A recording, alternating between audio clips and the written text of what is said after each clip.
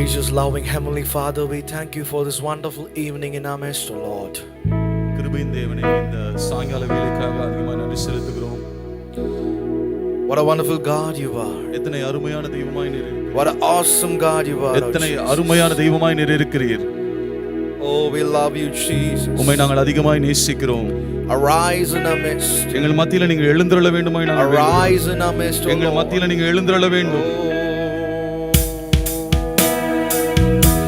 One thing we ask of you, one thing that we desire, that as we worship you, Lord, come and change our lives.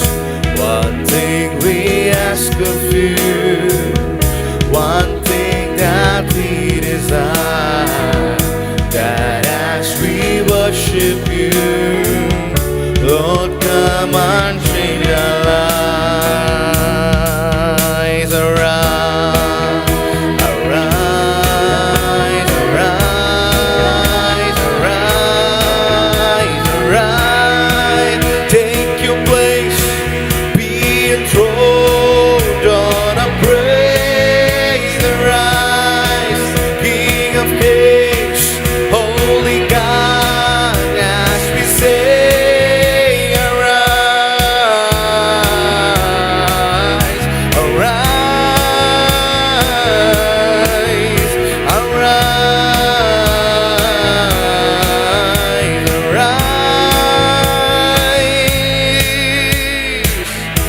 One thing we ask of you, one thing that we desire, that as we worship you, Lord, come and change our life. One thing we ask of you, yes, Lord, one thing that, yeah, that as we worship you, Lord, come and change our lives. Arise, arise, arise, arise, arise. Take your place, be enthroned on our praise. Arise, King of Kings, Holy God, as we say.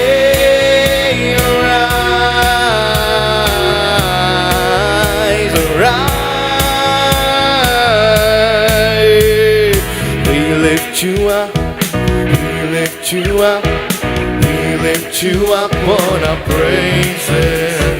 We lift you up, we lift you up, we lift you up on our praises. We lift you up, we lift you up, we lift you up on our praises. We lift you up, we lift you up, we lift you up on a praise. Arise, take your place, be enthroned on a praise. Arise, King of Kings, Holy God, as we say. Arise, arise,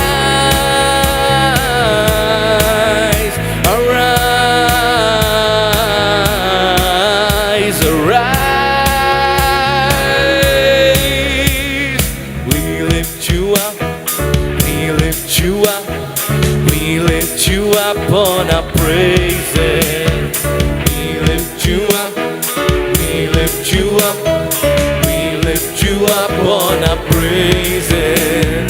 We lift you up, we lift you up, we lift you up on our praises. We lift you up, we lift you up, we lift you up on our praise. Arise, take your place, be enthroned on our praise. Arise, King of Kings, Holy God, as we say. Arise, arise, arise.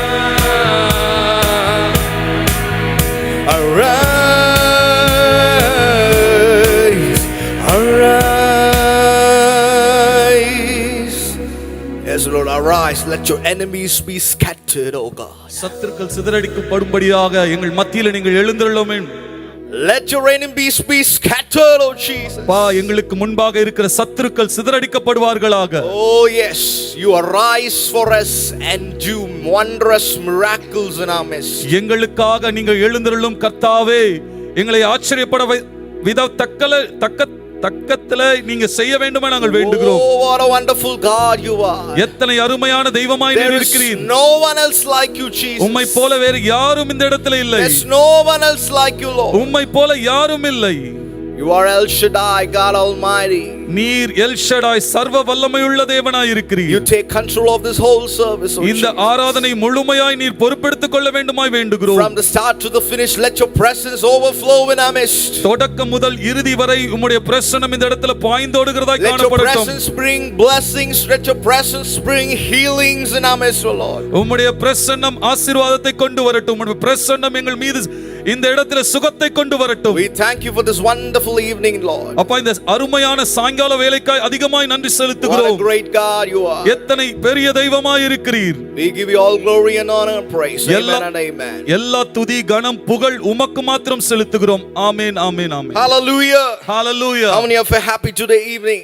இந்த சாயங்கால வேளையில எத்தனை பேர் சந்தோஷமா So இருக்கீங்க? we're going to praise and worship our Lord and Savior Jesus Christ. இந்த சாயங்கால வேளையில இரட்சகராகிய இயேசுவை நாம் துதித்து ஆராதித்து பாட போகிறோம். Because there's no one else like him. ஏனென்றால் அவரை போல யாரும் இந்த பூமியில் இல்லை. உம்மை அல்லாமல் எனக்கு யாருண்டு, உம்மை அல்லாமல் எனக்கு யாருண்டு, உம்மை அல்லாமல் எனக்கு யாருண்டு, உம்மை அல்லாமல் எனக்கு யாருண்டு. ஏசையா அல்லேலூயா, என் ஏசையா அல்லேலூயா, என் ஏசையா அல்லேலூயா, என் ஏசையா அல்லேலூயா. இன்பத்திலும் நீரே, துன்பத்திலும் நீரே, இன்பத்திலும் நீரே, துன்பத்திலும் நீரே. எவ்வேளையும் ஐயா நீர்தானே, எவ்வேளையும் ஐயா நீர்தானே. இயேசுவே உம்மை அல்லாமல் எனக்கு யாருண்டு, உம்மை அல்லாமல் எனக்கு யாருண்டு. அப்பா உம்மை அல்லாமல் எனக்கு யாரும் இல்லப்பா, உம்மை அல்லாமல் எனக்கு யாருண்டு. என் சிநேகமும் நீரே, என் ஆசையும் நீரே, என் சிநேகமும் நீரே, என் ஆசையும் நீரே, என் எல்லாமே ஐயா நீர்தானே, என் எல்லாமே ஐயா நீர்தானே. உம்மை அல்லாமல் எனக்கு யாருண்டு, உம்மை அல்லாமல் எனக்கு யாருண்டு. அக்கிழடே ஓ யாருண்டு, யாருண்டு. இம்மையிலும் நீரே, மறுமையிலும் நீரே. ஓ இம்மையிலும் நீரே, நீரே. இந்நாளுமே ஐயா சலரன் தலவன் தலரன் தலரன் தலரன் நீதானே. உம்மை அல்லாமல் எனக்கு யாருண்டு, உம்மை அல்லாமல் எனக்கு யாருண்டு, உம்மை அல்லாமல் எனக்கு. ஓ எங்களுக்கு யாருமே இல்லப்பா உங்களை விட்டா. ஓ என் இயேசையா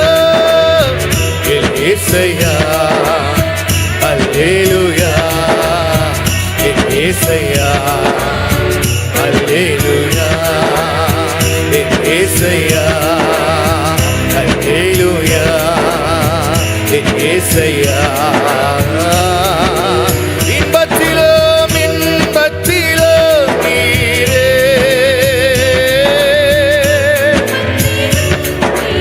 ஓ இன்பத்திலும் நீரே நீரே எவ்வேளையும் ஐயா நீர்தானே எவ்வேளையும் ஓ உம்மையெல்லாம் எனக்கு யாருண்டு உம்மையல்லாமல் எனக்கு யாருண்டு உம்மையல்லாமல் எனக்கு உம்மையல்லாமல் எனக்கு யாருண்டு என் ஏசையா என் ஏசையா அல்லேலூயா என் ஏசையா ஓ என் ஏசையா அல்லேலூயா என் ஏசையா ஆராதிப்போமா என் ஏசையா அல்லேலூயா என் ஏசையா ஓ என் ஏசையா அல்லேலூயா அல்லேலூயா என் ஏசையா அப்பா ஓ அல்லேலூயா hallelujah. So it's so wonderful that Jesus has called you to be one of his servants. தேவனுடைய ஒரு ஊழியக்காரராக இருக்கும்படியாக உங்களை கர்த்தர் அழைத்திருப்பது மிகவும் அற்புதமானது. And our commission from Jesus is to preach the gospel to all creation, all people. சர்வ சிருஷ்டிக்கும் அனைத்து மக்களுக்கும் சுவிசேஷத்தை பிரசங்கிப்பதே இயேசு நமக்கு கொடுத்த வேலையாக இருக்கிறது. So that the call goes forth so that people receive the light of salvation. ஜனங்கள் ரட்சிப்பின் வெளிச்சத்தை பெற்றுக்கொள்ள வேண்டும் என்ற அழைப்பு ஒவ்வொருவரையும் நோக்கி கடந்து செல்லுகிறது. And Jesus Christ is the only way to God. இயேசு கிறிஸ்து ஒருவர் மாத்திரமே நாம் தேவனிடத்தில் செல்லக்கூடிய வழியாக இருக்கிறார். He died on the cross for your sins and he died on the cross for my sins. அவர் உங்களுடைய பாவங்களுக்காகவும் என்னுடைய பாவங்களுக்காகவும் சிலுவையில் மரித்தார். And that's the only way into heaven is through the blood of Jesus. பரலோகத்திற்கு நாம் செல்லக்கூடிய ஒரே பாதை இயேசுவினுடைய இரத்தம் மாத்திரமே. So I love to proclaim that Jesus is Lord, Savior and King. ஆண்டவராக இயேசு கிறிஸ்து கர்த்தரும் இரட்சகரும் ராஜாவுமாக இருக்கிறார் என்று நான் அறிக்கையிடுகிறேன். And to be effective servants of Jesus, we have to keep growing in the grace and knowledge of Jesus Christ. நாம் தேவனுடைய சிறந்த ஊழியக்காரர்களாக இருக்க வேண்டும் என்றால் அவருடைய கிருபையிலும் ஞானத்திலும் நாம் ஒவ்வொரு நாளும் வளருகிறவர்களாக இருக்க வேண்டும். And we have to be hungry for God, for God's word and strong in prayer. நாம் தேவனிடத்திலும் தேவனுடைய வார்த்தையிலும் நாம் பசி தாகமுடையவர்களாக இருக்க வேண்டும். ஜெபத்திலே உறுதியாய் தரித்திருக்கிறவர்களாக இருக்க வேண்டும். The Christian life is a journey. கிறிஸ்தவ வாழ்க்கை என்பது ஒரு பயணமாக இருக்கிறது. And we're all in different stages of our journey of developing our relationship, our friendship with God. நாம் தேவனோடு கூட நம்முடைய உறவை பேணுவதிலும் தேவனோடு கூட நட்புறவை நாம் காப்பதிலும் நம்முடைய பயணத்தில் நாம் ஒவ்வொருவரும் ஒவ்வொரு நிலைமையில் இருக்கின்றோம். And sometimes there are times or days when God wants to give us a breakthrough. சில சமயங்களே தேவன் நம்மோடு கூட மிக பெரிதான காரியங்களை செய்து நம்மை சந்திக்க விரும்புகிறார். He wants to take us to another level with him. நாம் இருக்கிற நிலைமையிலிருந்து அடுத்த நிலைமைக்கு அவரோடு கூட நம்மை எடுத்துச் செல்ல விரும்புகிறார். And that's why this evening I want to speak about being anointed with power for ministry. எனவே தான் இன்று நாம் பார்க்க எடுத்துக்கொள்ள செய்தி என்னவென்றால் தேவனுடைய வல்லமையினால் நிரப்பப்பட்டு அவருடைய ஊழியத்தை செய்தல். That God will raise up powerful anointed servants from among us. நம் மத்தியிலிருந்து இங்கு வந்திருக்கிற உங்கள் நடுவிலிருந்து கர்த்தர் வல்லமையுள்ள அபிஷேகம் பண்ணப்பட்ட ஊழியக்காரர்களை எழுப்ப போகிறார். And that God will anoint you for ministry. தேவன் உங்களை ஊழியத்திற்காக அபிஷேகம் பண்ணுகிறார்.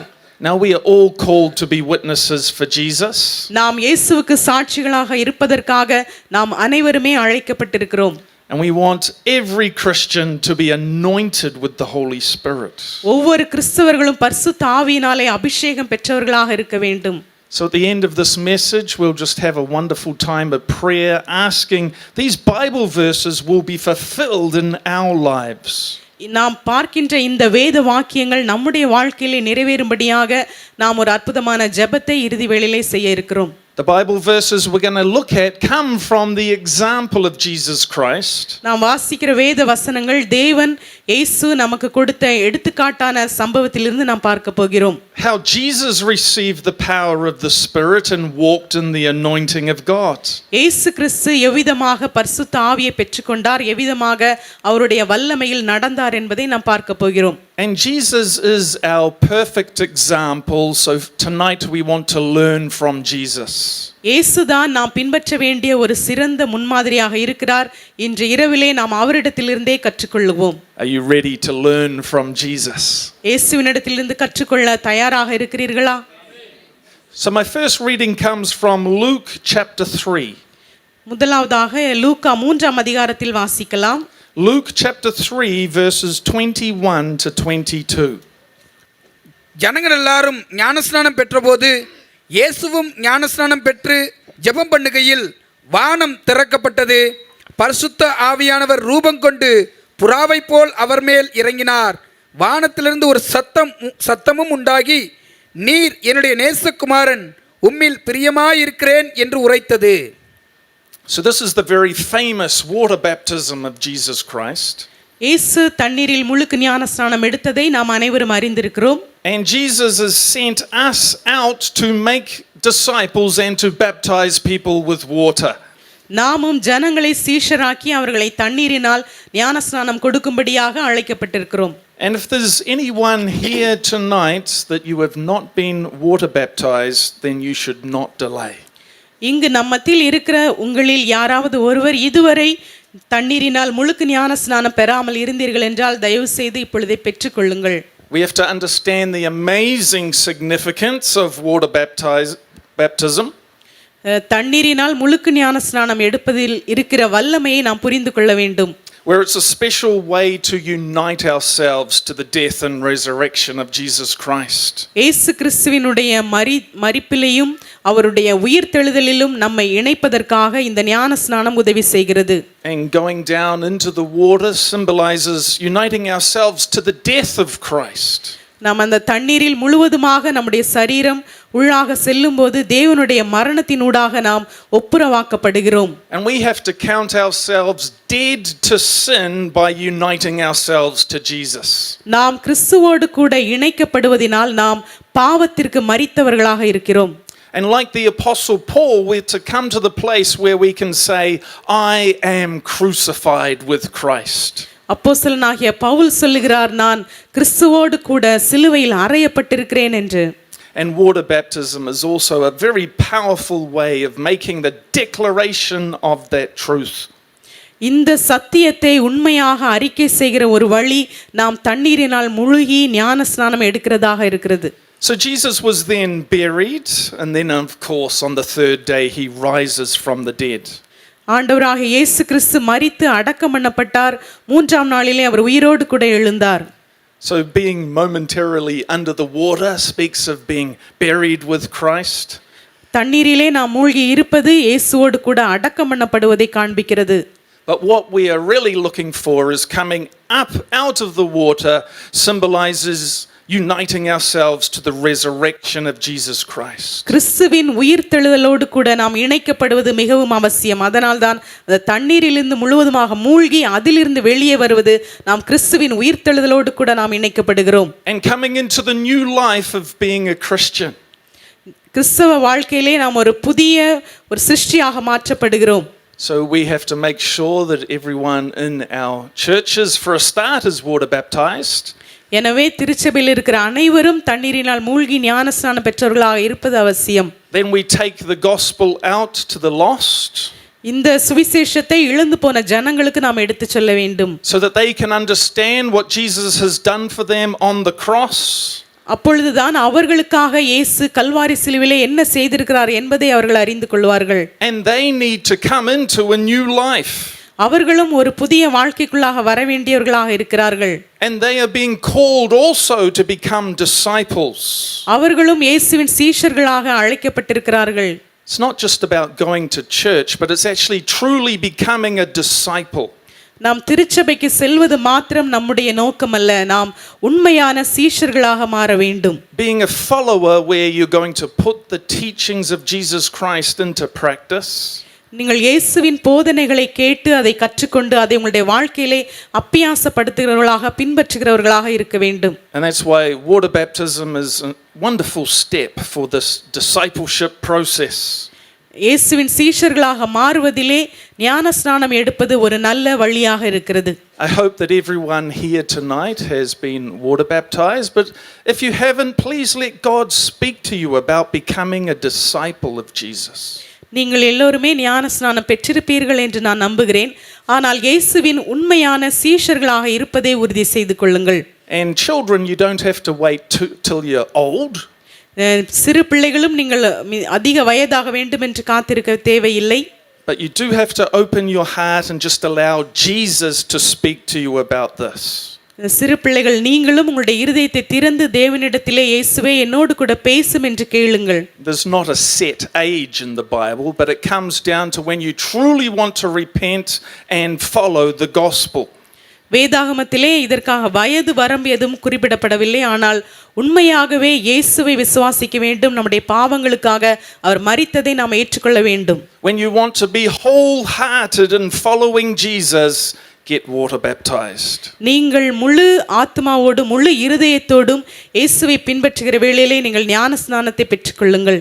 Now there's also something more amazing than water baptism, and that is being baptized with the Holy Spirit.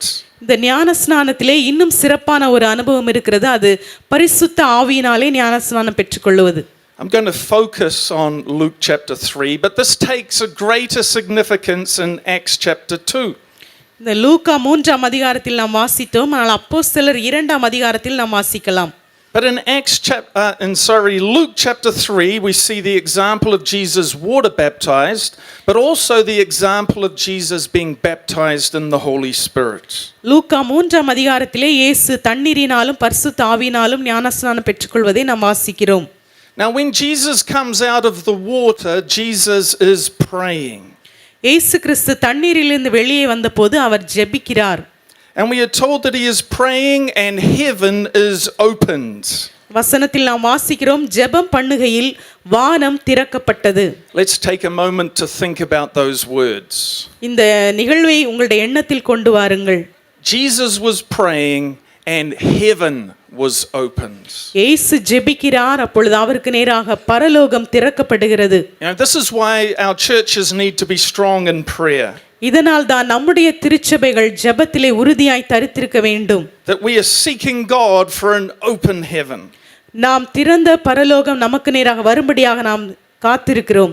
Prayer is the key for an open heaven. நமக்கு நேராக பரலோகம் திறக்கப்பட வேண்டும் என்றால் அதற்கான திறவுகோல் நம்முடைய ஜெபம் தான். I've always wanted to be a prayerful person because that's where you draw near to God. நான் எப்பொழுதுமே ஒரு ஜெபிக்கிற மனுஷனாக இருக்க ஆசைப்படுகிறேன். ஏனெனில் ஜெபம் தான் என்னை தேவனோடு கூட கிட்டி சேர்க்கிறது. So prayer has always been a major focus in my life. ஜெபம் என்னுடைய வாழ்க்கையை சீர்தூக்கி பார்க்கிறதா இருக்கிறது. I've always loved to go to prayer meetings that concentrate on prayer. ஜெப கூட்டங்களுக்கு சென்று ஜெபிப்பதை நான் விரும்புகிறேன். And to meet with other Christians and pray. என்னோடு கூட பிற கிறிஸ்தவர்களையும் பார்த்து சந்தித்து ஜெபிக்க நான் ஆசைப்படுகிறேன். But I've also met many Christians who just don't seem to have this desire to pray. ஆனால் ஜெபிப்பதற்கு வாஞ்சை இல்லாத சில கிறிஸ்தவர்களையும் நான் பார்த்திருக்கிறேன். Well, they might pray once a day for 30 seconds. அவர்கள் ஒருவேளை ஒரு நாளுக்கு அரை மணி நேரம் ஜெபிப்பார்கள். They might pray when they are forced to pray. அவர்களை யாராவது ஒருத்தர் வலியுறுத்தி ஜெபிக்க சொல்லும்போது ஜெபிப்பார்கள். They might pray when they have so many problems they think they need to pray.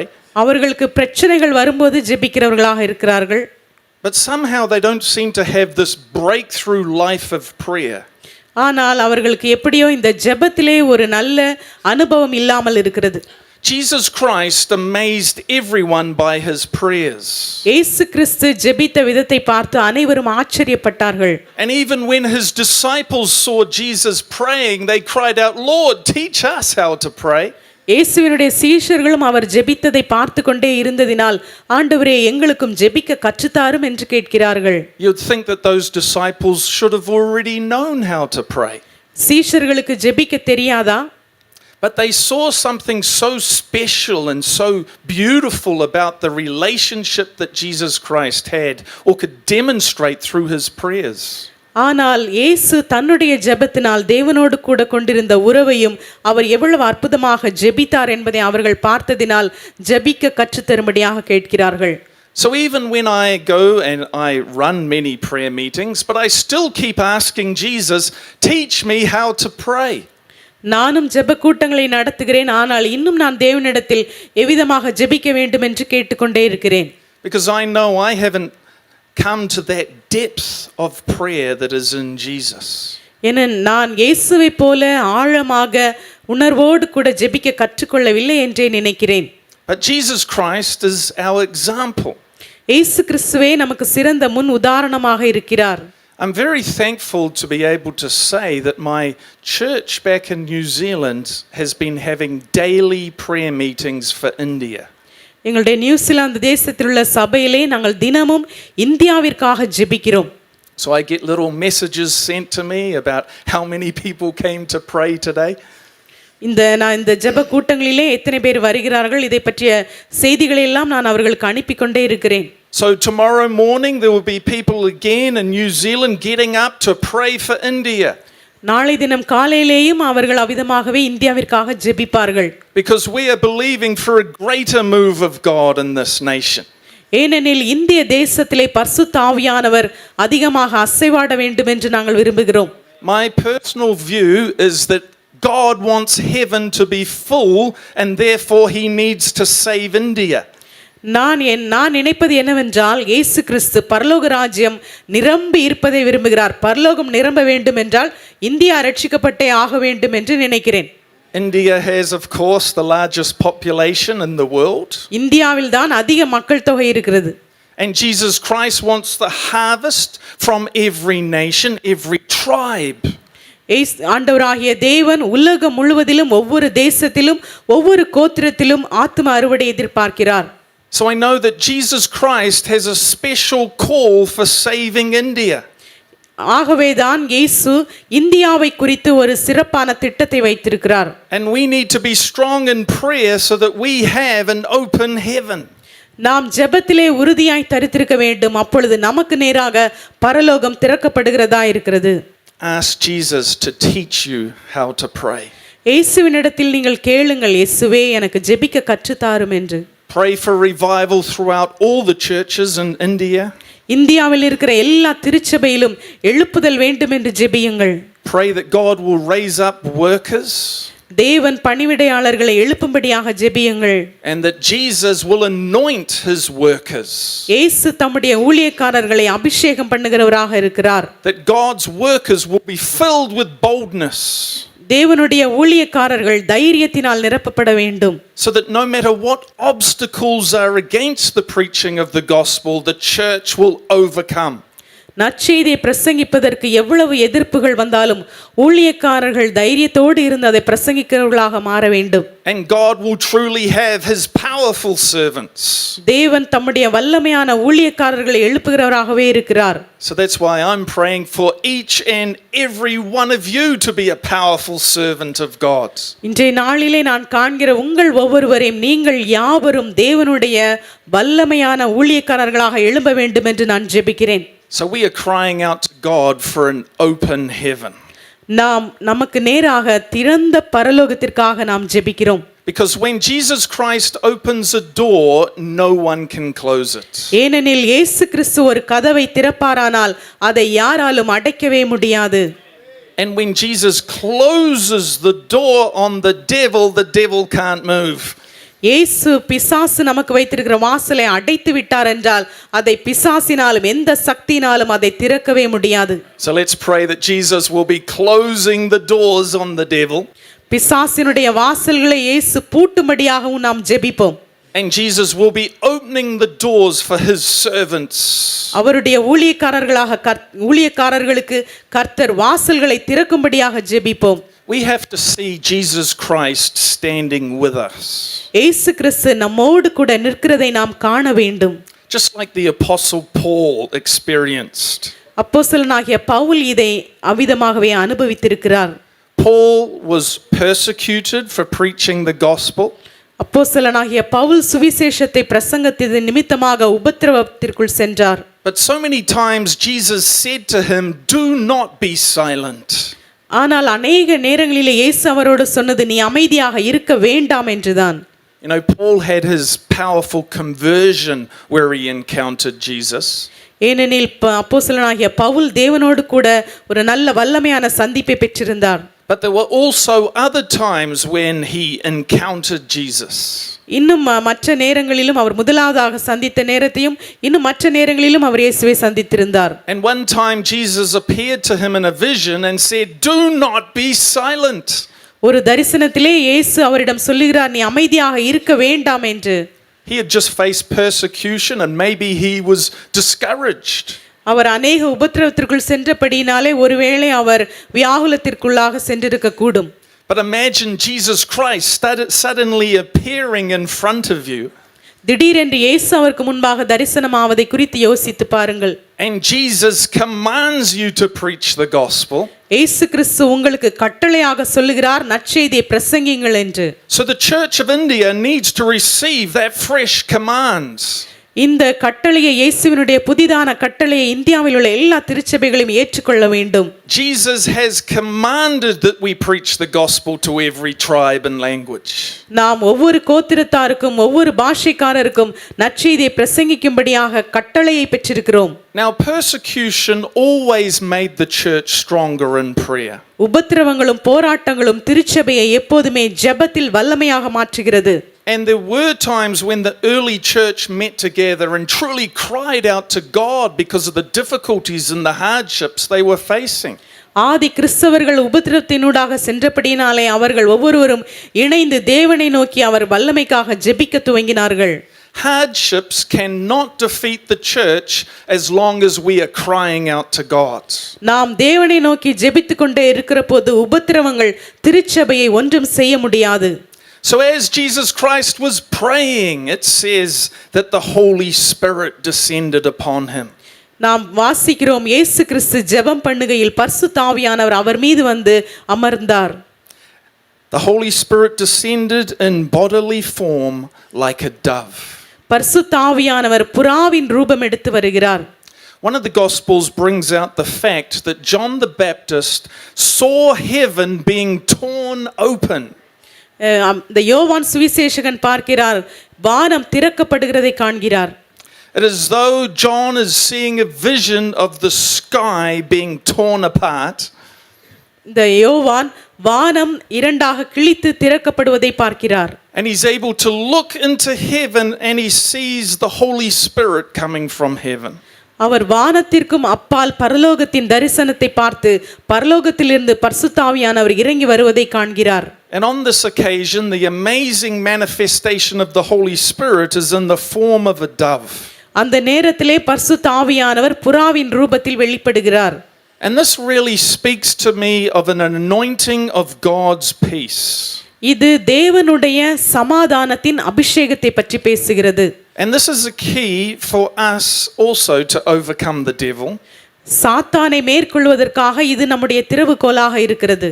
Because the Bible talks about how the God of peace will soon crush Satan underneath your feet. நாம் பரிசுத்த வேதாகமத்தில் வாசிக்கிறோம் சமாதானத்தின் தேவன் தாமே சீக்கிரமாய் சாத்தானை உங்கள் காலின் கீழே நசுக்கி போடுவார். Now this is a promise for the church, but we have to know the God of peace.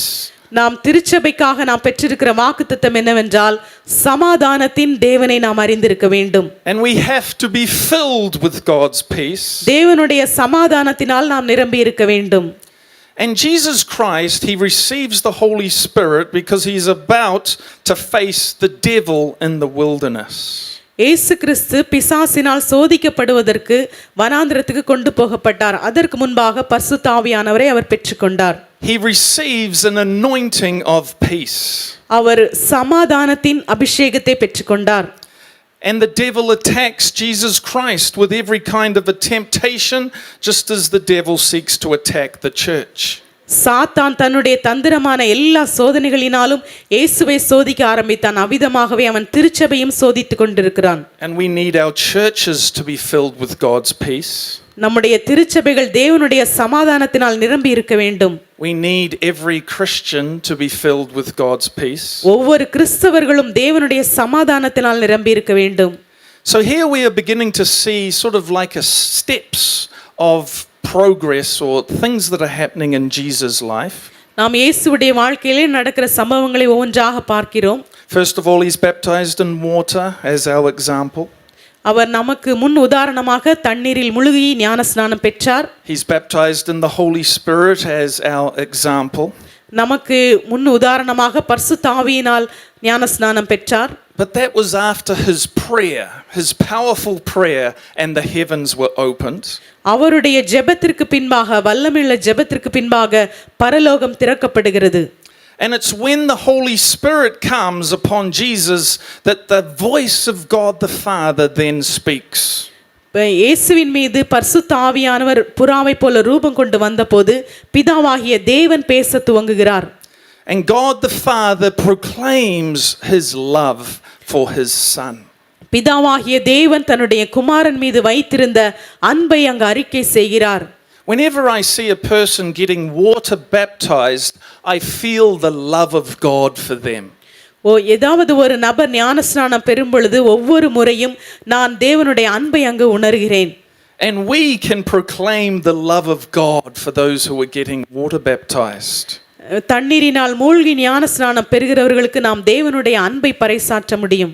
And God the Father says about Jesus that with you I am well pleased.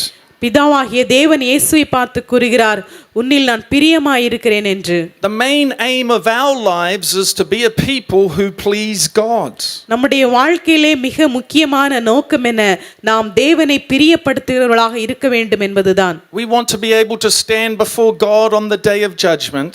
நியாய தீர்ப்பு நாளிலே தேவனுடைய சிங்காசனத்திற்கு முன்பாக நிற்க தகுதியுள்ளவர்களாக நாம் இருக்க விரும்புகிறோம். And God will say to each and every one of us, well done, good and faithful servant. அந்த நாளிலே கர்த்தர் நாம் ஒவ்வொருவரையும் தனித்தனியாக பார்த்து சொல்லுவார், உண்மையும் உத்தமமான ஊழியக்காரனே என்று. Jesus Christ is our example so that we will also be pleasing to God. இயேசு கிறிஸ்து நமக்கு உதாரணமாக இருக்கின்றபடியினாலே இயேசுவை போல நாமும் தேவனை பிரியப்படுத்துகிறவர்களாக மாற முடியும். God the Father proclaimed his eternal love for Jesus. பிதாவாகிய தேவன் இயேசுவின் மீது கொண்டுள்ள நித்தியமான அன்பை அங்கு பறைசாற்றுகிறார். This is my son whom I love. இதோ என்னுடைய நேச குமாரன், இவரில் நான் பிரியமாய் இருக்கிறேன் என்று சொல்லுகிறார். To be a strong Christian, you've got to walk in the reality of God's love for you. நீங்கள் வல்லமையுள்ள கிறிஸ்தவர்களாக இருக்க விரும்பினால் தேவனுடைய அன்பில் நடக்கிறவர்களாக இருக்க வேண்டும். So that your heart is filled with that love. அப்போதுதான் உங்களுடைய இருதயங்கள் தேவனுடைய அன்பினால் நிரப்பப்படும். So that you rejoice in God's love. நீங்கள் தேவனுடைய அன்பினால் மகிழ்ந்து களிகூர்ந்து சந்தோஷப்படுவீர்கள். And because Jesus first loved us, then we also love him. ஏனெனில் இயேசு தாமே முந்தி நம்மீது அன்பு கூர்ந்தார், நாமும் அவரை நேசிக்கிறவர்களாக இருக்கிறோம். My next reading comes from Luke chapter 4. லூக்கா 4ஆம் அதிகாரத்தில் வாசிக்கலாம். Verses 1 to 2. இயேசு பரிசுத்த ஆவியினாலே நிறைந்தவராய் யோர்தானை விட்டு திரும்பி ஆவியானவராலே வனாந்தரத்திற்கு கொண்டு போகப்பட்டு 40 நாள் பிசாசினால் சோதிக்கப்பட்டார். அந்த நாட்களில் அவர் ஒன்றும் புசியாதிருந்தார். அந்த நாட்கள் முடிந்த பின்பு அவருக்கு பசி உண்டாயிற்று. So after Jesus is baptized in the Holy Spirit, he is full of the Spirit. இயேசு கிறிஸ்து பரிசுத்த ஆவியினாலே ஞான ஸ்நானம் பெற்றபோது அவர் பரிசுத்த ஆவியினாலே நிறைந்தவராக இருந்தார். And then we see that he is led by the Spirit. அதற்கு பின்னர் நாம் பார்க்கிறோம் இயேசு பரிசுத்த ஆவியானவராலே வழி நடத்தப்படுகிறார். This is God's guidance that we also need for our lives. நம்முடைய வாழ்க்கையிலும் தேவனுடைய வழி நடத்துதல் நமக்கு தேவையாக இருக்கிறது. That we will know the guidance and the direction and what it means to be led by the Holy Spirit. நாம் பரிசுத்த ஆவியானவரால் வழி நடத்தப்படுகிறதை உணர்கிறவர்களாக தேவனுடைய வழி நடத்துதலையும் அவர் நம்மை பயிற்றுவிப்பதையும் நாம் உணர வேண்டும். We simply receive this by faith. இதை நாம் விசுவாசத்தினாலே மாத்திரம் பெற்றுக்கொள்கிறோம். And this is why one of my prayers for every day is, God, lead me by your Spirit today. நான் ஒவ்வொரு நாளும் இதை நான் ஜெபிப்பேன், தேவனே உம்முடைய பரிசுத்த ஆவியினால் என்னை வழி நடத்தும் என்று. And then when I pray that prayer, I just feel an awareness of God leading me. நான் அந்த ஜெபத்தை செய்கிற வேளையிலே ஒவ்வொரு நாளும் தேவனுடைய கரம் என்னை வழி நடத்துவதை உணர்கிறேன். We just receive it by faith. It's hard to put it into words. இதை நாம் விசுவாசத்தினாலே பெற்றுக்கொள்கிறோம். இதை நாம் வார்த்தையினாலே விவரிக்க முடியாது. I suppose it comes out of believing that the Holy Spirit is with me. பரிசுத்த ஆவியானவர் என்னோடு கூட இருக்கிறார் என்பதை விசுவாசித்து நடக்கிறவனாக இருக்கிறேன். The Holy Spirit is with me today and the Holy Spirit will be with me tomorrow. பரிசுத்த ஆவியானவர் இன்றைக்கு என்னோடு கூட இருக்கிறார், நாளைக்கும் அவர் என்னோடு கூட தான் இருப்பார்.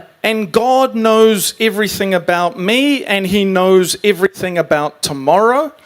தேவன் என்னை குறித்து எல்லாவற்றையும் அறிந்திருக்கிறார், அவர் நாளை தினத்தை குறித்தும் அறிந்திருக்கிறார். He knows what possibilities there might be for tomorrow. நாளை தினத்திலே என்ன நடக்கக்கூடும் என்பதையும் அவர் அறிந்திருக்கிறார்.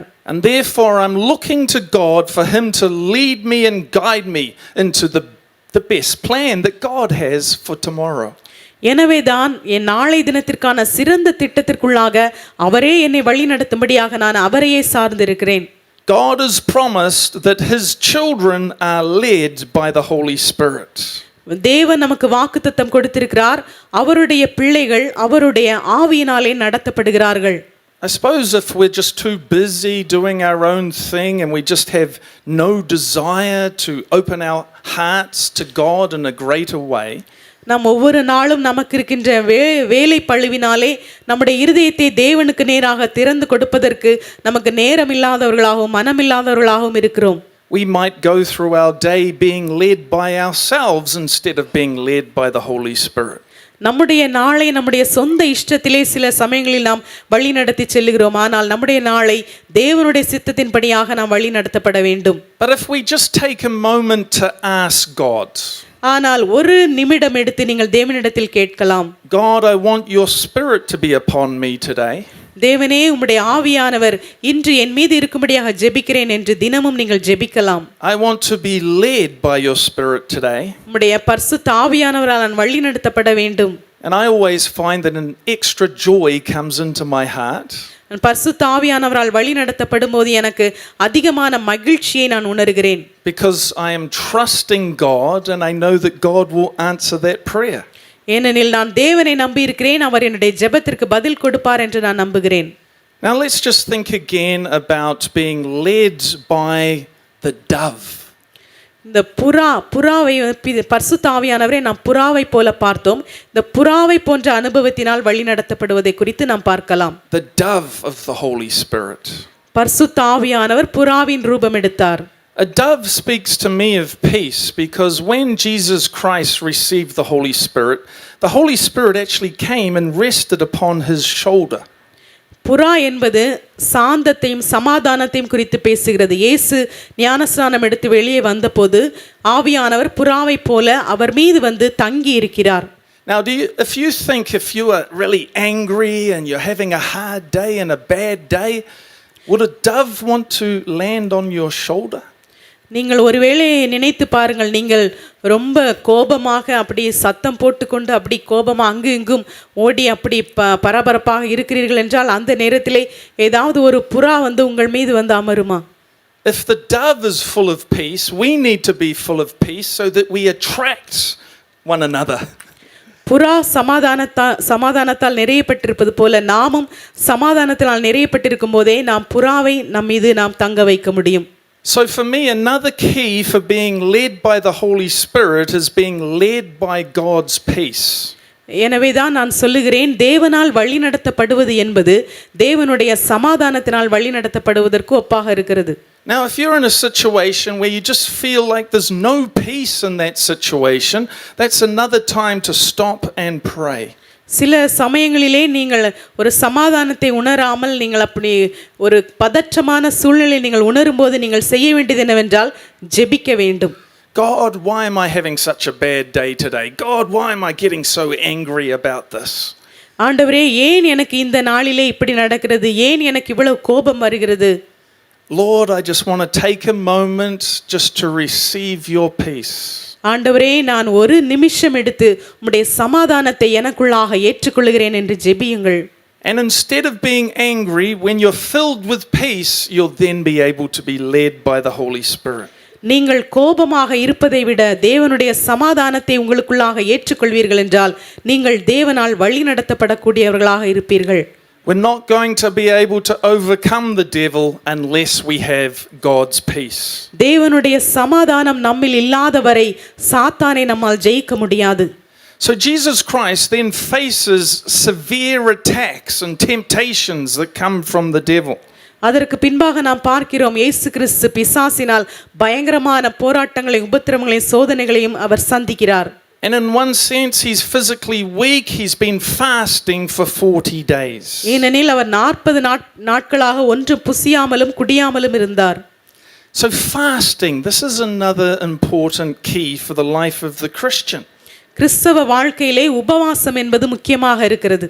Jesus is our example for prayer, and Jesus is also our example for fasting. இயேசு நாம் ஜெபிப்பதற்கான முன் உதாரணமாக இருக்கிறார். அதே போலவே நாம் உபவாசிப்பதற்கும் அவரே உதாரணமாக இருக்கிறார். We only read that Jesus did a 40-day fast once. ஒரு முறை இயேசு 40 நாள் உபவாசம் எடுத்ததை நாம் வாசிக்கிறோம். But the Bible implies that throughout his ministry, Jesus continued to do fasting. ஆனால் இயேசு தன்னுடைய ஊழிய காலம் முழுவதுமாக அவர் அவ்வப்போது உபவாசம் எடுக்கவராகவே இருந்தார். Sometimes the disciples came to Jesus and said, "Why can't we cast out that evil spirit?" அந்த சீஷர்கள் வந்து இயேசுவினிடத்தில் கேட்கிறார்கள், ஏன் எங்களால் அந்த பிசாசை துரத்திவிடக் கூடாமற் போயிற்று? And Jesus said that kind of spirit comes out with prayer and fasting. இயேசு அவர்களுக்கு சொல்லுகிறார், இந்த வகை பிசாசு ஜெபத்தினாலும் உபவாசத்தினாலேயுமே அன்றி வேறு எவ்விதத்தினாலும் போகாது என்று சொல்லுகிறார். So we don't have all the details about his fasting. Maybe he did a one-day fast now and again. இயேசு எத்தனை நாட்கள் உபவாசம் எடுத்தார் என்று முழு விவரங்களும் நமக்கு தெரியவில்லை. சில வேளைகளே ஒரு நாள் எடுத்திருக்கலாம். Maybe he just missed breakfast now and again. ஒருவேளை காலை உணவை தவிர்த்திருக்கலாம். Whatever level of fasting you can do, at least do some fasting every month. உங்களால் செய்ய முடிந்த அளவுக்கு ஒவ்வொரு மாதமும் நீங்கள் ஏதோ ஒரு உபவாசத்தை செய்ய துவங்குங்கள். When God's power touched me when I was 16 years old and God called me to be an evangelist, நான் 16 வயதாக இருந்தபோது தேவன் தம்முடைய வல்லமையினால் என்னை தொட்டு அவருடைய சுவிசேஷகனாக இருக்கும்படியாக அழைத்தார். I became so earnest and I was just doing fasting all the time because I needed God's help to break through to become an evangelist. நான் ஊழியத்திலே மிகுந்த ஆர்வமாக இருந்தபடியினாலே தேவன் என் மூலமாக செயல்பட வேண்டும் என்று அடிக்கடி உபவாசம் எடுத்துக்கொண்டிருந்தேன். Now the years went by and then suddenly I realized that I had got out of the habit of fasting. அப்படியாக சில வருடங்கள் கடந்து சென்றபோது நான் உணர துவங்கினேன், இந்த உபவாச அனுபவம் என்னில் குறைய ஆரம்பித்திருந்தது. It's almost like I came to the place where I didn't want to do any fasting anymore, and the thought of fasting I was not interested. இந்த உபவாசம் என்ற வார்த்தையே எனக்கு விருப்பமில்லாதது போல ஒரு நிலைமைக்குள்ளாக நான் வந்துவிட்டேன். But then God convicted my heart that this is not good. அப்பொழுது இயேசு எனக்கு உணர்த்தினார், இது நல்லது அல்ல என்று. The three important things that Jesus has taught for us is giving, prayer and fasting. 3 முக்கியமான காரியங்களை இயேசு நமக்கு கற்றுக் கொடுத்திருக்கிறார்: கொடுப்பது, ஜெபிப்பது, உபவாசிப்பது. So there are important disciplines for being disciples of Jesus Christ. இயேசுவினுடைய சீஷர்களாக நாம் இருக்க வேண்டும் என்றால் நமக்கென்று சில ஒழுக்கங்கள் இருக்கிறது. So it was a stage of probably a couple of years where I had not done much fasting at all. 2 வருடங்களாக நான் உபவாசம் செய்வதிலே குறைவாக இருந்தேன். So I made a commitment to God that I at least have to do something. எனவே நான் ஆண்டவரிடத்தில் மீண்டுமாக ஒரு தீர்மானத்தை எடுத்தேன், நான் ஏதாவது ஒன்று செய்தே தீருவேன் என்று. So I made a commitment to God that I would fast the first day of every month. மாதத்தின் ஒவ்வொரு நாளும் முதல் நாள் நான் கண்டிப்பாக உபவாசம் எடுப்பேன் என்று பொருத்தனை செய்தேன். And I just do 24 hours, no food, but I do drink water. நான் அந்த மாதத்தின் முதல் நாளிலே 24 மணி நேரமும் எதுவும் புசிப்பதில்லை, தண்ணீர் மாத்திரம் குடிப்பேன். Today just happens to be the first day of the month, so I had to fast today. இன்றைய தினமும் டிசம்பர் மாதத்தின் முதல் நாளாக இருக்கிறபடினாலே இன்று 24 மணி நேர உபவாசம். I know the pastors wanted to tempt me with wonderful food from here, but unfortunately my commitment to God is to fast on the first day of the month. ஆனால் இன்றைய தினத்தினால் பார்த்தீர்கள் என்றால் போதகர் அவர்கள் அருமையான உணவுகளை கொண்டு வந்து என்னை சோதித்துக் கொண்டே இருந்தார்கள். ஆனாலும் நான் உபவாசத்தில் உறுதியாக இருக்கிறேன். I don't know what commitments you would like to make for fasting, but I would like to encourage you to at least do something, even if it's only small. நீங்களும் உங்களுடைய உபவாசத்திற்காக என்ன தீர்மானம் எடுக்க வேண்டும் என்று நான் உங்களுக்கு சொல்ல விரும்பவில்லை. நீங்களே அதை எடுங்கள். ஆனால் தயவு செய்து ஏதாவது ஒரு தீர்மானம் எடுத்து உபவாசம் செய்யுங்கள். Even if it was only missing one meal a month, spend that time in extra strong prayer. ஒருவேளை மாதத்திலே ஒரே ஒரு வேளை மாத்திரம் நீங்கள் உபவாசம் எடுத்து அந்த நேரத்தில் தேவனுடைய பாதத்தில் நீங்கள் செலவிடலாம். Spend it in time praying for an open heaven. உங்களுக்கு நேராக பரலோகம் திறக்கும்படியாக அந்த நேரத்தை நீங்க ஜெபத்தில் செலவழியுங்கள். And that you are filled with God's peace and led by the Holy Spirit. அவ்விதமாக நீங்கள் செய்யும்போது உங்களுக்கு நேராக பரலோகம் திறக்கப்பட்டு பரிசுத்த ஆவியானவர் உங்கள் மீது வந்து தங்குவார். நீங்கள் தேவனுடைய சமாதானத்தினால் நிரப்பப்படுவீர்கள். And we see that this is one reason why I see that the devil hates fasting. The devil attacked Jesus when he was fasting. இதனால் தான் பிசாசானவன் உபவாசத்தை வெறுக்கிறான். இயேசு உபவாசம் எடுத்தபோது பிசாசு இயேசுவை சோதனை செய்கிறான். Now there's also another key how Jesus overcame the devil. இயேசு பிசாசை ஜெயித்ததற்கு இன்னொரு திறவுகோலும் இருக்கிறது. Jesus quoted and he stood upon the word of God. இயேசு கிறிஸ்து வேத வசனங்களை மேற்கோள் காட்டினார். அவர் வேத வசனத்திலே நிலைத்து நின்றார். Right from when he was a child, he had learned the scriptures. நாம் சிறு பிள்ளைகளாக இருக்கும்போதே வேத வசனங்களை நாம் படித்து வருகிறோம். That's why it's so wonderful to see your children sitting there with your Bible. சிறு பிள்ளைகள் எல்லாம் பரிசுத்த வேதாகமத்தை கையில் வைத்திருப்பதை பார்க்கும்போது அதிக சந்தோஷமாக இருக்கிறது. Jesus was like that when he was a small boy. இயேசுவும் சிறு குழந்தையாக இவ்விதமாகத்தான் வேதாகமத்தை படித்துக் கொண்டிருந்தார். He went to the temple. அவர் ஜெப ஆலயத்திற்கு போனார். He must have memorized Bible verses. அவரும் வசனங்களை மனப்பாடமாக படித்திருப்பார். So Jesus Christ, even though he is the word of God, he had to learn the written word of God. ஆண்டவராகிய இயேசு கிறிஸ்து அவர் தாமே தேவனுடைய வார்த்தையாக இருந்த போதிலும் அவர் தேவனுடைய வார்த்தையை கற்றுக்கொண்டார். And when the devil attacked Jesus, Jesus knew the right thing to say. பிசாசானவன் அவரை சோதித்த போது இயேசு அங்கு சொல்ல வேண்டிய சரியான தேவனுடைய வார்த்தையை அறிந்திருந்தார். Jesus conquered the devil through the scriptures. பரிசுத்த வேதாகமத்தின் வசனத்தினாலே இயேசு சாத்தானை ஜெயித்தார். There is also other keys of that. We can just look at the example of Jesus Christ and want to put it into practice in our hearts and lives. இயேசுவினுடைய வாழ்க்கையை நாம் பார்த்து கொண்டே இருக்கும்போது அவர் நமக்கு உதாரணமாக அநேக திறவுகோல்களை அவர் தந்து கொண்டே இருக்கிறார். And there is a wonderful thing that happens. இதன் மூலமாக அற்புதமான காரியங்கள் நடைபெறுகின்றன. After Jesus Christ commanded the devil to leave, the Bible actually says that Jesus was strengthened by angels. இயேசு கிறிஸ்து பிசாசை கட்டளையிட்ட போது அவன் அவரை விட்டு விலகி இருந்தான்.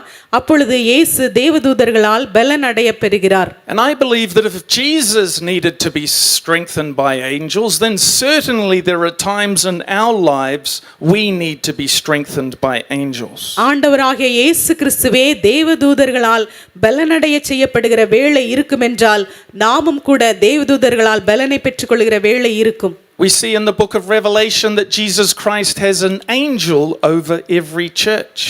பரிசுத்த வேதாகமத்தின் வெளிப்படுத்தின விசேஷத்தில் நாம் வாசிக்கிறோம், ஒவ்வொரு திருச்சபைக்கும் கர்த்தர் ஒரு தேவதூதனை வைத்திருக்கிறார். God bless your angel over this church. இந்த திருச்சபைக்காக கர்த்தர் அநேக தேவதூதர்களை வைத்திருக்கிறார். I want to tell you a little story that came from when I was invited to do a missions trip to Africa. நான் ஆப்பிரிக்க தேசத்திலே மிஷனரியாக சென்றிருந்த போது நடந்த சம்பவத்தை சொல்ல விரும்புகிறேன். And I had been praying and seeking God where to go to. நான் எங்கு செல்ல வேண்டும் என்று ஜெபித்துக் கொண்டிருந்தேன், if this was the right place. இதுதான் சரியான இடமா என்று. And suddenly I felt like a supernatural strength come inside of me. திடீரென்று எனக்குள்ளாக ஒரு இயற்கைக்கு அப்பாற்பட்ட வல்லமையை நான் உணர்ந்தேன். I didn't see an angel with my eyes.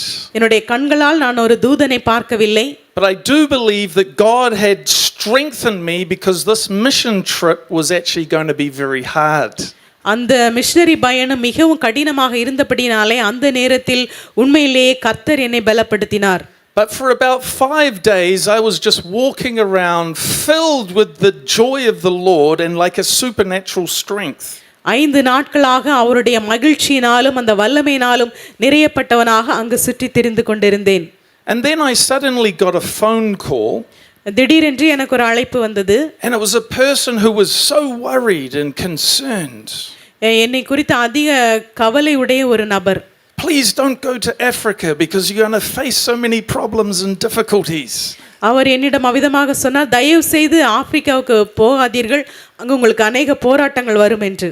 But I already knew that it was going to be, yes, hard, but it was going to be okay because Jesus had sent his angel ahead of me.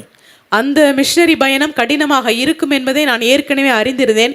ஆனாலும் அதற்காக இயேசு தம்முடைய தூதனை அனுப்பி என்னை பலப்படுத்தி இருந்தார். There were times when the Christians tried to persuade the apostle Paul not to go to places. இவ்விதமாகத்தான் சில சமயங்களிலே கிறிஸ்தவர்கள் தடுக்கிறார்கள். அப்போஸ்தலனாகிய பவுலை கூட சிலர் தடுத்ததை நாம் வாசிக்கிறோம். But the apostle Paul knew that the Holy Spirit would go with him and angels would go with him. ஆனால் அப்போஸ்தலனாகிய பவுல் தன்னோடு கூட பரிசுத்த ஆவியானவரும் பரிசுத்த தேவதூதர்களும் கூட வருவதை அவர் அறிந்திருந்தார். And there was a time when the apostle Paul was caught out in the sea, in the ocean, and the storm was so terrible they thought the boat would be ripped apart. அப்படியாக அவர் missionary பயணமாக செல்லும்போது அந்த கடலிலே பெருங்காற்றும் புயலும் அடித்து அந்த படகு கவிழ்ந்து விடும் என்ற நிலைக்கு கூட அவர் தள்ளப்பட்டிருந்தார். The sailors were fighting for their lives so strong that even they had not eaten for days. அந்த மாலுமிகள் தங்களுடைய வாழ்க்கைக்காக அவர்கள் போராடுகிறவர்களாக இருந்தார்கள். அவர்கள் அநேக நாட்களாக ஒன்று புசியாமல் இருந்தார்கள். But Paul was able to say to them, everything is going to be okay. ஆனால் அந்த சூழ்நிலையிலும் பவுல் அவர்களுக்கு சொல்லுவதற்கு வல்லமை பெற்றிருந்தார், எல்லாம் சரியாக போகிறது என்று. Because last night an angel stood beside me. ஏனெனில் நேற்று இரவிலே தேவதூதன் என்னை பலப்படுத்தினார் என்று பவுல் கூறினார். And the angel told me that none of these sailors are going to lose their lives. தேவதூதன் இங்க பயணம் செய்கிற ஒருவரும் தங்களுடைய வாழ்க்கை இழந்து போவதில்லை என்று சொன்னார் என்று கூறினார் Pavul. There was another time when Jesus Christ was strengthened by an angel. இயேசு கிறிஸ்து இன்னும் சில சமயங்களில் தேவதூதர்களால் பலனடைய பெற்றார். And that was after an intense time of prayer. அது எப்பொழுது நடக்கிறது என்றால் அவர் அதிகமாக ஜெபித்ததற்கு பின்பாக தான் தேவதூதன் அவரை பலப்படுத்துகிறார். When he was praying so intensely in the garden of Gethsemane. அவர் கெத்செமனே தோட்டத்திலே அதிகமாக வியாகுலப்பட்டு ஜெபித்துக் கொண்டிருந்தார். The other disciples all fell asleep. ஆனால் மற்ற சீஷர்கள் தூக்க மயக்கமாய் இருந்தார்கள். So they probably missed out on being strengthened by an angel. அவர்கள் தூக்க மயக்கமாய் இருந்தபடியினாலே தேவதூதனால் பலப்படுத்தப்படுவது அவர்களுக்கு கிடைக்கவில்லை. They fell asleep, so they didn't break through in prayer with Jesus. அவர்கள் இயேசுவோடு கூட அவர்கள் ஜெபிக்கவில்லை. If they had chosen to pray instead of sleep, they could have been strengthened by an angel at the end of their prayer meeting. அவர்கள் தூங்குவதற்கு பதிலாக ஜெபிப்பதை தெரிந்து கொண்டிருந்தார்களானால் அவர்களும் தேவதூதனால் பலப்படுத்தப்பட்டிருப்பார்கள். So Jesus Christ is our example to follow. இயேசு கிறிஸ்துவே நாம் பின்பற்றக்கூடிய சிறந்த முன் உதாரணமாக இருக்கிறார். If Jesus needed strength from angels, then we can also cry out to God, Lord, let us receive your strength. இயேசுவே தேவதூதர்களின் பலனை எதிர்பார்த்திருப்பார் என்றால் நாமும் தேவனை நோக்கி ஜெபிக்கலாம், இயேசுவே தேவதூதர்களால் எங்களை பலப்படுத்தும் என்று. And God can impart his strength into you. தேவன் அவருடைய பலனை உங்களுக்கு கொடுக்கிறவராக இருக்கிறார். Our final Bible reading comes from Luke chapter 4, verses 14 to 19. பின்பு இயேசு ஆவியானவருடைய பலத்தினாலே கலிலேயாவுக்கு திரும்பி போனார். அவருடைய கீர்த்தி சுற்றிலும் இருக்கிற தேசமெங்கும் பரம்பிற்று. அவருடைய ஜெப ஆலயங்களில் அவர் உபதேசித்து எல்லாராலும் புகழப்பட்டார். தாம் வளர்ந்த ஊராகிய நாசரேத்துக்கு அவர் வந்து தம்முடைய வழக்கத்தின்படியே ஓய்வு நாளில் ஜெப ஆலயத்தில் பிரவேசித்து வாசிக்க எழுந்து நின்றார். அப்பொழுது ஏசாயா தீர்க்கதரிசியின் புஸ்தகம் அவரிடத்தில் கொடுக்கப்பட்டது. அவர் புஸ்தகத்தை விரித்தபோது, கர்த்தருடைய ஆவியானவர் என்மேல் இருக்கிறார், தரித்திரருக்கு சுவிசேஷத்தை பிரசங்கிக்கும்படி என்னை அபிஷேகம் பண்ணினார். இருதயம் நறுங்குண்டவர்களை குணமாக்கவும், சிறைப்பட்டவர்களுக்கு விடுதலையும், குருடருக்கு பார்வையையும் பிரசித்தப்படுத்தவும், நொறுங்குண்டவர்களை விடுதலையாக்கவும், கர்த்தருடைய அனுக்கிரக வருஷத்தை பிரசித்தப்படுத்தவும் என்னை அனுப்பினார் என்று எழுதியிருக்கிற இடத்தை அவர் கண்டு வாசித்து புஸ்தகத்தை சுருட்டி பணிவிரைக்காரிடத்தில் கொடுத்து உட்கார்ந்தார். ஜெப ஆலயத்தில் உள்ள எல்லாருடைய கண்களும் அவர் மேல் நோக்கமாய் இருந்தது. We're seeing a wonderful sequence of events in the life and ministry of Jesus Christ. இயேசு கிறிஸ்துவினுடைய வாழ்க்கையிலும் ஊழியத்திலும் நடந்த சம்பவங்களை நாம் தொடர்ச்சியாக பார்த்து கொண்டிருக்கிறோம். And these are really principles for us to become disciples. தேவனுடைய சீஷர்களாக நாம் மாறுவதற்கு இவையெல்லாம் நமக்கு தேவையாக இருக்கிறது. Jesus was baptized in water. இயேசு தண்ணீரினால் மூழ்கி ஞான ஸ்நானம் பெற்றார். He was praying for an open heaven. திறந்த பரலோகத்திற்காக அவர் ஜெபித்தார். The Holy Spirit descends upon him. பரிசுத்த ஆவியானவர் அவர் மீது வந்து அமர்ந்திருந்தார். Jesus was praying and fasting. இயேசு கிறிஸ்து ஜெபிக்கிறவராகவும் உபவாசிக்கிறவராகவும் இருந்தார். Jesus is called the Prince of Peace and he is anointed with the Holy Spirit of peace. இயேசு கிறிஸ்து சமாதானத்தின் பிரபு என்று அழைக்கப்படுகிறார். அவர் தேவனுடைய சமாதானத்தினால் நிரம்பி இருந்தார். And Jesus is led by the Holy Spirit to confront the devil. இயேசு கிறிஸ்து பிசாசை ஜெயிப்பதற்காக பரிசுத்த ஆவியானவரால் நிரப்பப்பட்டிருந்தார். He conquers the devil through the word of God. இயேசு கிறிஸ்து பிசாசை தேவனுடைய வார்த்தையின் மூலமாக ஜெயித்தார். But it was obviously still an intense and a hard battle. ஆனாலும் அவருடைய இருதயத்திலே இன்னும் அதிகமான யுத்தங்கள் காணப்பட்டன. For Jesus himself needs to be strengthened by angels. எனவேதான் அவர் தேவ தூதர்களால் பலப்படுத்தப்பட்டார். Now it's after winning this victory over the devil that Jesus returns in the power of the Spirit.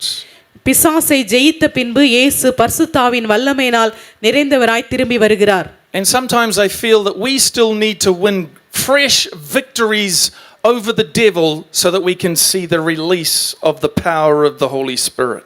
தேவனுடைய வல்லமை நம் மூலமாக பரவி செல்வதை நாம் காண வேண்டும் என்றால் நாமும் அவ்வப்போது நம்முடைய வாழ்க்கையிலே புதிதாக பிசாசை ஜெயிக்கிறவர்களாக இருக்க வேண்டும். But Jesus deliberately finds a section of scripture in the scroll of the prophet Isaiah. அவர் இங்கு ஏசாயா தீர்க்கதரிசியின் புஸ்தகத்திலே தெரிந்து கொள்ளப்பட்ட ஒரு பகுதியை கண்டு வாசிக்கிறார். And here I find that we have some amazing, wonderful keys for us to walk in the anointing and the power of the Holy Spirit. பரிசுத்த ஆவியானவருடைய அபிஷேகத்திலும் அவருடைய வல்லமையிலும் நீங்கள் நடப்பதற்கான திறவுகோல்களை இங்கு நாம் வாசிக்கிறோம். To know that God's mighty hand is upon our lives. பரிசுத்த ஆவியானவருடைய வல்லமையுள்ள கரம் நம்முடைய வாழ்க்கையில் இருப்பதை நாம் அறிந்திருக்க வேண்டும். That God is with us and his power can flow through us. தேவன் நம்மோடு கூட இருக்கும்போது அவருடைய வல்லமை நம் மூலமாக பாய்ந்து செல்லுகிறது. In your school or in your workplace. நீங்கள் பள்ளியில் படிக்கிற மாணவர்களாக இருந்தாலும், நீங்கள் வேலை செய்கிறவர்களாக இருந்தாலும், God's power can be in your family. உங்களுடைய குடும்பத்திலே தேவனுடைய வல்லமை இருக்கக்கூடும். And God's presence can equip you for whatever responsibilities you have. உங்களுக்கு இருக்கிற எல்லா பொறுப்புகளிலும் நீங்கள் சிறந்து விளங்குவதற்கு தேவனுடைய வல்லமை உங்களை ஊக்குவிக்கிறதாக இருக்கிறது. So that the reality of Jesus is so strong in your life. இதனால் தேவனுடைய இயேசுவினுடைய பிரசன்னம் உங்களில் அளவில்லாமல் விளங்கும். Now, after reading these wonderful things in the prophet Isaiah, Jesus says that this scripture is fulfilled. இந்த ஏசாயா தீர்க்கதரிசியின் புஸ்தகத்தில் உள்ள இந்த வாக்கியத்தை வாசித்த பின்பு இயேசு சொல்லுகிறார், இது இன்றைய தினத்திலே நிறைவேறி முடிந்தது என்று சொல்லுகிறார். But this really offended the people who did not believe. ஆனால் விசுவாசியாத ஜனங்களுக்கு அது தவறாகப்பட்டது. They were so angry that they actually wanted to throw Jesus off the cliff. அவர்கள் அதன் காரணமாக அவர்கள் மிகுந்த கோபமடைந்து இயேசுவை மலையிலிருந்து கீழே தள்ளிவிடும்படி எத்தனம் பண்ணினார்கள். But Jesus simply walked through the crowds. ஆனால் அவர் அமைதியாக அந்த கூட்டத்தை விட்டு மறைந்து சென்று விட்டார். And he goes out to fulfill this prophecy with a ministry of non-stop miracles. அவர் தன்னால் தடுக்கப்பட முடியாத அற்புதங்களை செய்வதன் மூலமாக இந்த ஊழியத்தை தொடர்ந்து செய்யும்படியாக அவர் சென்றார். Rather than teaching on these words, I'm going to turn these words into prayer for you tonight. இந்த வசனத்தை கற்றுக் கொடுப்பதற்கு பதிலாக இதை ஒரு ஜெபமாக நாம் ஏறெடுக்கலாம். The words that Jesus read from the prophet Isaiah. ஏசாயா தீர்க்கதரிசி புஸ்தகத்தில் கர்த்தர் வாசித்த வசனம். And the words, of course, in the highest fulfillment are fulfilled in Jesus Christ. இந்த வசனம் இயேசு கிறிஸ்துவின் வாழ்க்கையிலே நிறைவேறினது. But I want to pray these words for you. உங்களுக்காக இந்த வசனத்தை நான் ஜெபிக்க விரும்புகிறேன். Because I've been talking about you having an anointed ministry. நீங்கள் ஒரு அபிஷேகம் பண்ணப்பட்ட ஊழியத்தை பெற்றிருக்கிறீர்கள் என்று நாம் பார்த்து கொண்டிருக்கிறோம். You having the power of the Holy Spirit in your life. உங்களுடைய வாழ்க்கையிலே பரிசுத்த ஆவியானவருடைய வல்லமை வெளிப்படுகிறது. And you coming into such a wonderful relationship with Jesus. நீங்கள் இவ்விதமாக இயேசு கிறிஸ்துவோடு கூட ஒரு அற்புதமான உறவில் வருகிறீர்கள். That you are a anointed servant of Jesus Christ. நீங்கள் இயேசு கிறிஸ்துவின் அபிஷேகம் பெற்ற ஊழியக்காரர்களாக மாறுகிறீர்கள். That you know that you were called by Jesus. நீங்கள் இயேசுவினால் அழைக்கப்பட்டவர்கள் என்று அறிந்து கொள்ளுங்கள். And every person here tonight should definitely know that. இங்கு இருக்கிற ஒவ்வொருவரும் இதை நிச்சயமாகவே அறிந்து கொள்ள வேண்டும். Because Jesus is always calling. ஏனெனில் இயேசு கிறிஸ்து எப்போதுமே அழைத்து கொண்டே இருக்கிறார். So you have to know that you were called by Jesus Christ. எனவே நீங்கள் இயேசுவினால் அழைக்கப்பட்டவர்கள் என்பதை அறிந்து கொள்ளுங்கள். And he's calling us into a closer relationship with him. இயேசுவோடு கூட ஒரு நெருங்கிய தொடர்பை நாம் வைத்துக் கொள்ளும்படியாக அவரால் அழைக்கப்படுகிறோம். You are a servant of Jesus Christ. நீங்கள் இயேசு கிறிஸ்துவின் ஊழியக்காரராக இருக்கிறீர்கள். And the Holy Spirit is promised for every servant of Jesus. இயேசு கிறிஸ்துவின் ஒவ்வொரு ஊழியக்காரருக்கும் பரிசுத்த ஆவியானவர் வாக்குத்தத்தம் பண்ணப்பட்டிருக்கிறார். Not just the Christians of 2000 years ago, but the Christians of India today. 2000 வருடங்களுக்கு முன்பாக இருந்த கிறிஸ்தவர்களுக்கு மட்டும் பரிசுத்த ஆவியானவர் அல்ல, இப்பொழுது இந்தியாவிலே வாழ்ந்து கொண்டிருக்கிற நம் ஒவ்வொருவருக்கும் பரிசுத்த ஆவியானவர் இருக்கிறார். Peter said that the promise of the Holy Spirit is for all who the Lord our God will call. பேதுரு சொல்லுகிறார், கர்த்தர் அழைக்கிற ஒவ்வொருவருக்கும் அவருடைய வாக்குத்தத்தம் இருக்கிறது என்று. It's almost like anyone who wants it, come to Jesus and receive it. யாரெல்லாம் அதை விரும்புகிறார்களோ அவர்கள் இயேசுவினிடத்தில் வந்து அதை பெற்றுக்கொள்ளலாம். Come to Jesus and receive the powerful call of God for your life. இயேசுவினிடத்தில் நீங்கள் வந்து உங்களுடைய வாழ்க்கையில் அவர் வைத்திருக்கிற வல்லமையான அழைப்பை பெற்றுக்கொள்ளுங்கள். Yes, we all have different gifts. We all have slightly different callings. நாம் ஒவ்வொருவருக்கும் வெவ்வேறு விதமான திறமைகள், வரங்கள், அழைப்பு இருக்கிறது. But all of us can walk in the high call of God for our lives. ஆனால் நாம் ஒவ்வொருவரும் நம்முடைய வாழ்க்கையிலே நமக்காக தேவன் வைத்திருக்கிற உன்னதமான நோக்கத்தில் நடக்க முடியும். Maybe tonight Jesus Christ wants to release some great apostles. உங்களுக்கு இங்கு இருக்கிறவர்களிலே கர்த்தர் சிறந்த அப்போஸ்தலர்களை எழுப்பக்கூடும். Now you don't become a great apostle in one day. நீங்கள் ஒரு சிறந்த அப்போஸ்தலனாக ஒரே நாளிலே மாறிவிட முடியாது. You have to go through this process of discipleship. நீங்கள் இந்த சீஷத்துவத்தின் பயிற்சியிலே அப்படி படிப்படியாக செல்ல வேண்டும். Maybe some people here tonight, Jesus wants to call you to become a powerful evangelist. உங்களில் சிலரை கர்த்தர் வல்லமையான சுவிசேஷகர்களாக அழைக்கக்கூடும். And Jesus wants to give you a burden for the lost. இழந்து போன ஆத்துமாக்களை குறித்த பாரத்தினால் உங்களை நிரப்புவார். A vision of heaven and hell. பரலோகத்தையும் நரகத்தையும் குறித்த தரிசனங்களை நீங்கள் காணக்கூடும். And Jesus will call you to preach the gospel to save souls. ஆத்துமாக்களை ஆதாயம் பண்ணுகிறதற்காக நற்செய்தியை அறிவிக்கிறவர்களாக உங்களை மாற்றுவார். Maybe there's people here tonight that Jesus wants to call you to be a prophet or a prophetess. நீங்கள் தீர்க்கதரிசிகளாக மாறும்படியாக கர்த்தர் அழைக்கலாம். And the ministry of the prophet often came through God releasing visions and dreams.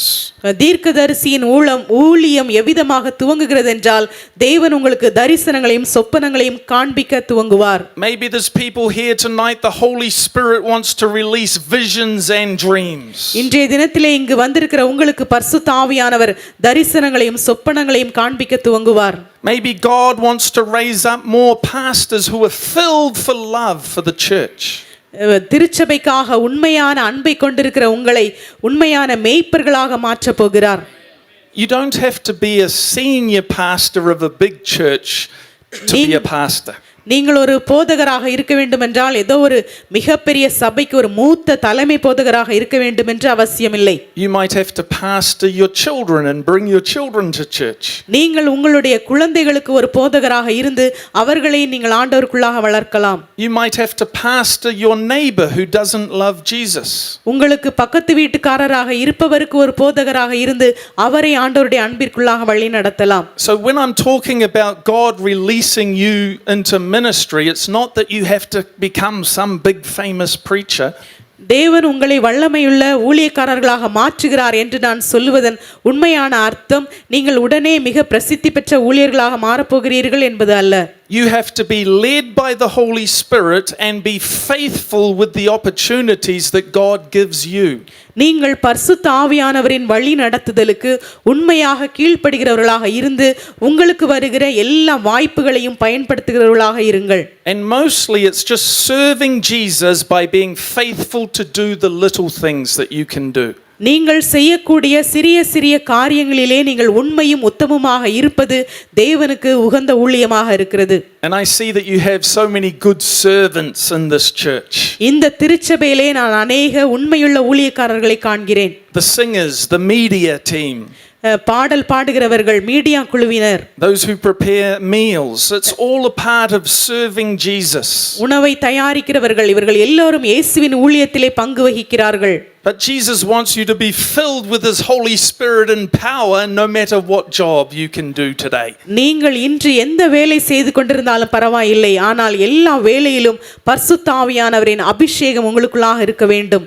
Maybe Jesus wants to raise up more anointed Bible teachers. ஒருவேளை கர்த்தர் உங்களில் இருந்து அபிஷேகம் பண்ணப்பட்ட வேதாகம போதகர்களை எழுப்பக்கூடும். And that means you have to spend time in the Bible asking Jesus to give you revelation. அதன் அர்த்தம் என்னவென்றால் நீங்கள் உங்களுடைய நேரத்தை வேதத்தை படிப்பதிலும் கர்த்தரிடத்தில் வெளிப்பாடுகளை பெற்றுக்கொள்வதிலும் செலவழிக்க வேண்டும். So I'm now going to pray for you about the call of God on your lives. உங்களுடைய வாழ்க்கையிலே தேவன் வைத்திருக்கிற திட்டத்திற்காக நாம் ஜெபிக்க போகிறோம். Let's prepare ourselves to pray. நாம் எழுந்து ஜெப நிலையில் நிற்கலாம்.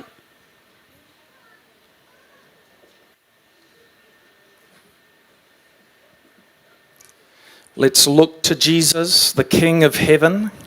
பரலோகத்தின் ராஜாவாகிய இயேசுவில் நம்முடைய சிந்தை நிலைத்திருப்பதாக. Knowing that Jesus sees every person's heart. இயேசு ஒவ்வொரு நபரின் இருதயத்தையும் கண்ணோக்கி பார்க்கிறார் என்பதை அறிந்து கொள்ளுவோம். Jesus knows His perfect plan for you. உங்களுக்கான பரிபூரணமான நல்ல திட்டம் என்ன என்பதை தேவன் மாத்திரமே அறிந்திருக்கிறார். And He knows your future. உங்களுடைய எதிர்காலத்தை தேவன் அறிந்திருக்கிறார். Often the call of God starts as a small seed. தேவனுடைய அழைப்பு ஒரு சிறிய விதையாகத்தான் துவங்குகிறது. Maybe God will plant a new seed into your heart even right now. இப்பொழுது தேவன் உங்களுடைய இருதயத்திலே ஒரு புதிய விதையை விதைக்கிறார். This is my prayer for you from the words of Jesus Christ. இயேசு கிறிஸ்துவின் வார்த்தையிலிருந்து நான் உங்களுக்காக ஜெபிக்கிறேன். The Spirit of the Lord is on me. நீங்கள் இதை சொல்லுங்க. They have to repeat. No, நீங்கள் இதை சொல்ல வேண்டாம். உங்களுக்காக நாங்கள் ஜெபிக்கிறோம். கர்த்தருடைய ஆவியானவர் என்மேல் இருக்கிறார். Receive a fresh anointing of the Holy Spirit upon you right now. பரிசுத்த ஆவியானவரின் புதிதான அபிஷேகத்தை இப்பொழுதே உங்கள் மீது பெற்றுக்கொள்ளுங்கள். Receive the Holy Spirit coming upon you in the form of a dove. புறாவின் ரூபம் எடுத்து பரிசுத்த ஆவியானவர் உங்கள் ஒவ்வொருவர் மீதும் தனித்தனியாக வந்து அமர்வதை ஏற்றுக்கொள்ளுங்கள். Be filled with God's peace. தேவனுடைய சமாதானத்தினால் நிரப்பப்படுங்கள். Jesus says, because he has anointed me. இயேசு கிறிஸ்து சொல்லுகிறார், அவர் என்னை அபிஷேகம் பண்ணினார். I claim that for all of your lives. தேவனுடைய அபிஷேகத்தை உங்கள் ஒவ்வொருவருடைய வாழ்க்கையிலும் பேசுகிறேன். That Jesus Christ has anointed you for ministry and is anointing you even right now. இயேசு கிறிஸ்து உங்களை அவருடைய ஊழியத்திற்காக இப்பொழுது அபிஷேகம் செய்கிறார். Just by faith, see the hand of Jesus Christ being put on top of your forehead.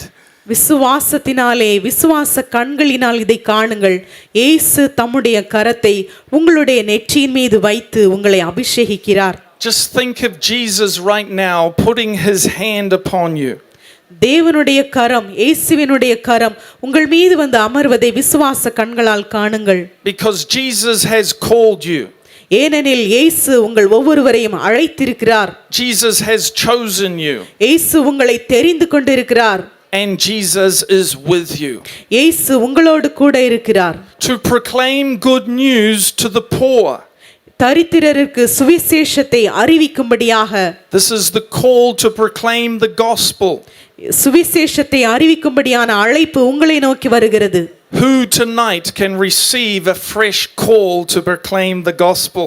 நற்செய்தியை பகிர்ந்து கொள்வதற்கான இந்த அழைப்பை உங்களுடைய வாழ்க்கையிலே யார் ஏற்றுக்கொள்கிறீர்கள்? And there is a special anointing to proclaim the gospel to the poor. தரித்திரருக்கு சுவிசேஷத்தை அறிவிப்பதற்காக சிறப்பான ஒரு புதிய அபிஷேகம் இன்று உங்களுக்கு கிடைக்கிறது. Be anointed to lead the poor to faith in Jesus Christ. தரித்திரரை இயேசுவிற்குள்ளாக வழி நடத்துவதிலே நீங்கள் உண்மையாக இருங்கள். He has sent me to proclaim freedom for the prisoners. சிறைப்பட்டவர்களுக்கு விடுதலையை கூற அவர் என்னை அனுப்பினார். Where is Jesus going to send you? தேவன் உங்களை எங்கு அனுப்ப போகிறார்? Jesus wants to set people free and break the chains of the devil of people's lives. சாத்தானானவன் கட்டி வைத்திருக்கிறவர்களை இயேசு கிறிஸ்து அவருடைய கட்டுகளை அவிழ்த்து விடுதலையாக்க விரும்புகிறார். And you can also go forth and command evil spirits to come out in Jesus' name. நீங்கள் முன்பாக நடந்து சென்று இயேசுவின் நாமத்தினாலே சாத்தானின் ஆவிகளை வெளியேறும்படியாக கட்டளை கொடுங்கள். Receive an anointing to set the oppressed free. சிறைப்பட்டவர்களை விடுதலையாக்குகிற அபிஷேகத்தை பெற்றுக்கொள்ளுங்கள். Let Jesus Christ be great and mighty in your heart. உங்களுடைய இருதயத்திலே இயேசு கிறிஸ்து ஒருவர் மாத்திரமே உயர்ந்தவராகவும் பெரியவராகவும் வல்லமையுள்ளவராகவும் இருப்பாராக. So you have the word to rebuke the devil. நீங்கள் சாத்தானை எதிர்க்கிற வல்லமையின் வார்த்தைகளை பெற்றிருக்கிறீர்கள். Just like Jesus Christ quoted the word of God to the devil. இயேசு கிறிஸ்து சாத்தானை வசனத்தினால் ஜெயித்ததைப் போலவே And commanded the devil to go.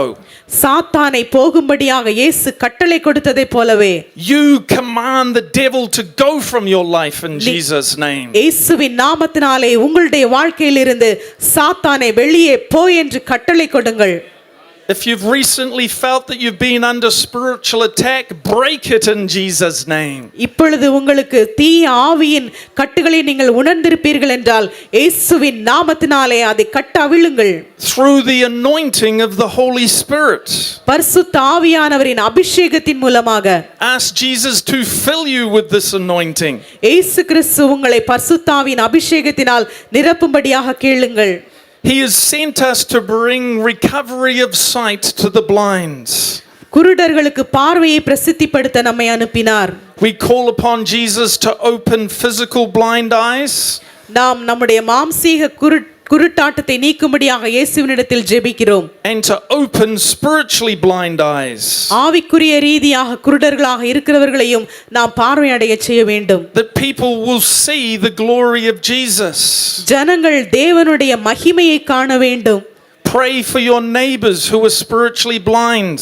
உங்கள் பக்கத்திலே வசிக்கிறவர்கள் ஆவிக்குரிய குருடர்களாக இருக்கிறவர்களுக்காக ஜெபியுங்கள். pray that they will see the glory of Jesus. அவர்கள் இயேசுவினுடைய மகத்துவமான வல்லமையை காணட்டும். And that God will give you an opportunity to share the love of God. அவர்களுக்கு தேவனுடைய அன்பை பகிர்ந்து கொள்ளுகிற ஒரு வாய்ப்பை உங்களுக்கு தருவாராக.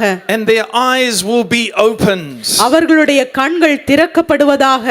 To set the oppressed free. நொறுக்கப்பட்டவர்களை விடுதலையாக்குதல். And to proclaim the year of the Lord's favor. கர்த்தருடைய அனுக்கிரக வருஷத்தை பிரசித்திப்படுத்துங்கள். And I proclaim God's favor upon you right now. உங்கள் ஒவ்வொருவர் மீதும் இப்பொழுதே நான் கர்த்தருடைய அனுக்கிரகத்தை கூறுகிறேன். God release his blessings upon you. உங்கள் ஒவ்வொருவர் மீதும் தேவன் தம்முடைய ஆசீர்வாதங்களை அனுப்புகிறார். God's power and presence be with you. தேவனுடைய வல்லமையும் பிரசன்னமும் உங்களோடு கூடவே இருப்பதாக.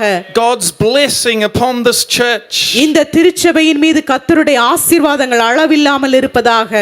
God's blessing upon every ministry. இந்த திருச்சபையின் ஒவ்வொரு ஊழியத்திலும் கர்த்தருடைய ஆசீர்வாதம் இருப்பதாக. Be filled with the Spirit of God. தேவனுடைய ஆவியினாலே நிரப்பப்படுங்கள். Be the powerful servant of God. தேவனுடைய வல்லமையுள்ள ஊழியக்காரர்களாக இருங்கள். Be anointed in Jesus' wonderful name. இயேசுவின் அற்புதமான நாமத்தினாலே அபிஷேகம் பெற்றவர்களாக இருங்கள். Amen.